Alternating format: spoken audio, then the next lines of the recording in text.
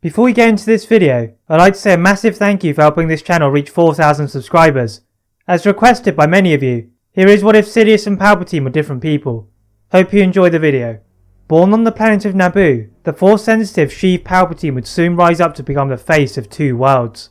One as a Sith Lord under the apprenticeship of Darth Plagueis, and the other as an innocent senator in the Galactic Republic. The predictable Jedi were too oblivious to their true identity, and the fact that they were both the same, and they were made to pay with a capitulation of their order. But what if Sidious and Palpatine were two different people? Would the Sith still rise? Would Order 66 still happen? All of that is about to be revealed. A dark hooded figure stood atop a hillside, oblivious to the picturesque surroundings. Taking slow steps down the hill, the figure removed a portion of the hood, allowing the sunlight to radiate upon the skin. It also revealed the Dark Lord of the Sith, Darth Plagueis. His master Tenebrous had sensed that his apprentice would fail to complete his work before his life ended prematurely, but Plagueis would prove him wrong. Flipping onto the ground without so much as a pin drop, the Sith Lord reassumed his role as a well-known banker of the Damask clan, negotiating with a political candidate. Knocking upon the giant gate, a well-dressed aristocrat opened the door, beckoning Damask in, no doubt knowing of Damask's considerable wealth. Entering the mansion, Damask could sense the Force-sensitive man who resided in these walls. He could feel hate and anger towards his family. Damask could not help but smile. Now seated at a table, the Sith Lord began to manipulate the man in front of him, attempting to convince him to let go of his son, having sensed the divide he was causing within the family. The man stepped outside to deliberate his decision, having considered it for months, leaving Plagueis with the son. Plagueis looked into his eyes, seeing the hate and the potential. The young man could see it in Plagueis too, and opened a nearby drawer, revealing several artifacts. Asking Plagueis if he recognized them, Plagueis did, for they were Sith statues. Allowing the son to feel the knowledge and power which could be gained, the son's eyes turned to a hateful yellow. They looked at each other with evil smirks. The father re-entered, the remainder of the family standing defiantly behind him, blasters pulled out, pointing it at Damask. Damask raised his hand in surrender, but prepared for an attack.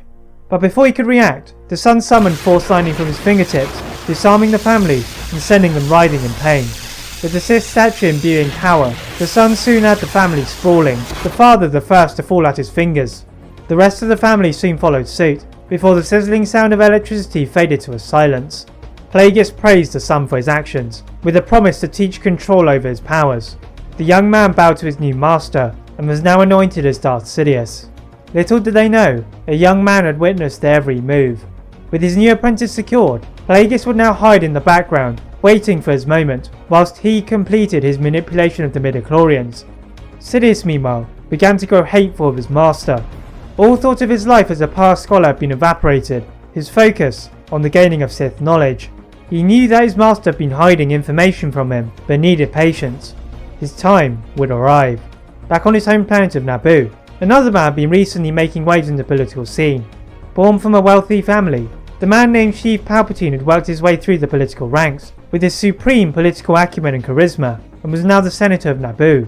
Stepping up to his designated podium in the Galactic Senate, Palpatine felt a great sense of honour, but also slight fear. Looking around him, he could see the faces of those tainted by corruption. He was determined not to fall into that category. Defending his home planet, he would not allow it to be blockaded, as Viceroy Grumray had rumoured to have done. But Chancellor Valorum had other ideas. The lack of cooperation on behalf of the other senators had forced his hand. It was time for the Jedi to intervene in the political machinations of the Senate. The Trade Federation, funded by the Damask Holdings, secretly countered this move, raising a new droid army. Plagueis knew that while Sidious could not establish a political foothold, his life would be safe, but still, he was unable to complete his manipulation of the midichlorians. Nonetheless, he sensed a disturbance in the Force. Now with the knowledge that Gunray had captured the Queen of Naboo, Plagueis knew that the Jedi would mount a rescue. Waiting patiently, he allowed for the Jedi to rescue the Queen, before damaging her ship and forcing them to land on the planet of Tatooine. Plagueis now dispatched Sidious to hunt the Jedi. This will be the beginning of their fall. Now standing atop a sand dune, Sidious took in the desert environment. He could sense a powerful presence in the Force, even more so than his master. Perhaps this was the key to unlock the downfall of the Jedi. Moving towards it, masking his Force presence, his eyes narrowed in anger. He was too late. The one Jedi that Plagueis had warned him of had already reached the boy.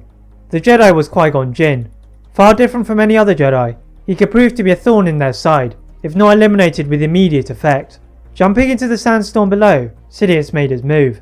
Using one hand to pull the sprinting boy towards him, he used his other hand to fight Qui-Gon. But the boy was even stronger than he thought, and Sidious's progress was slow. Out of the corner of his eye, Qui-Gon saw the starfighter taking off. Now was his chance. Using the Force to enhance a jump, the temporarily distracted Sidious lost grip of Anakin, allowing Qui-Gon to catch him with the Force and head back to Coruscant. Sidious had failed, for now. Meeting with Senator Palpatine, Queen Amidala has had enough of the attacks and demands more action. Palpatine agrees, and they discuss with firstly Chancellor Valorum, and then the Jedi Council for what to do next. Any sign of peace negotiation was off of the table, so there was only one solution left: war. That is it for part 1 of What If Sidious and Palpatine Were Different People. Please like this video, and if you're new to this channel, subscribe for more tips. And as always, leave a comment on what if you'd like to see next, and how I can improve my videos. Thank you very much for watching, and see you next time.